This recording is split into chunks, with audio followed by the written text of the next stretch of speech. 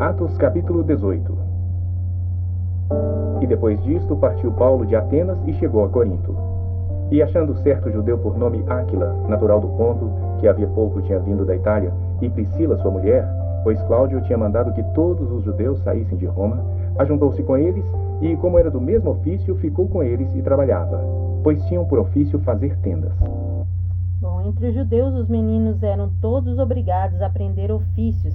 Era considerado desonroso não ser familiarizado com algum ramo dos trabalhos e artes manuais.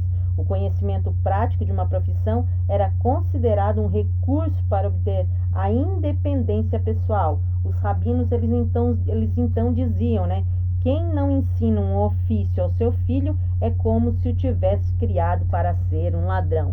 E isso é fato e é real até os dias de hoje, Às vezes as pessoas, os papais e as mamães aí que nos ouvem, às vezes não querem, ou querem poupar os seus filhos de estar fazendo alguma coisa e eles crescem sem aprender nada e, infelizmente, se a gente não ensina, o mundo vai acabar ensinando. Então, a Bíblia já diz, ensina a criança no caminho em que deve andar, que mesmo crescendo não se desviará, do caminho. Por quê? Porque sempre, por mais que se afaste da igreja, mas sempre terá o temor do Senhor, conhecendo as Escrituras. Então, como é importante você levar o seu filho para a igreja, o seu filho, a sua filha, para que ele possa estar aprendendo e também em casa, aprender a educação e aprender também a trabalhar, Quão honroso é o trabalho dignifica o homem.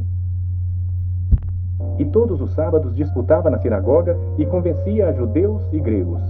E quando Silas e Timóteo desceram da Macedônia, foi Paulo impulsionado no Espírito, testificando aos judeus que Jesus era o Cristo. Mas resistindo e blasfemando eles, sacudiu as vestes e disse-lhes, o vosso sangue seja sobre a vossa cabeça. Bom, para os judeus essa afirmação era um terrível escândalo, A afirmação ali do versículo de número 5. Eu estou limpo e desde agora parto para os gentios. E, saindo dali, entrou em casa de um homem chamado Justo, que servia a Deus, e cuja casa estava junto da sinagoga. E Crispo, principal da sinagoga, creu no Senhor com toda a sua casa. E muitos dos coríntios, ouvindo, creram e foram batizados. E disse o Senhor em visão de noite a Paulo, não temas, mas fala e não te cales. Bom, deve ter sido irritante para os judeus ter o principal líder da sinagoga convertido a Cristo, O líder principal presidia todas as assembleias, interpretava a lei, decidia o que era legal, o que era ilegal. Ele punia e executava os rebeldes, oficializava casamentos e emitia também cartas de divórcio. Com a sua conversão, então Sóstenes o sucedeu. Ele também se tornou um convertido. Porque eu sou contigo, e ninguém lançará mão de ti para te fazer mal, pois tenho muito povo nesta cidade. E ficou ali 1 ano e 6 meses, ensinando entre eles a palavra de Deus.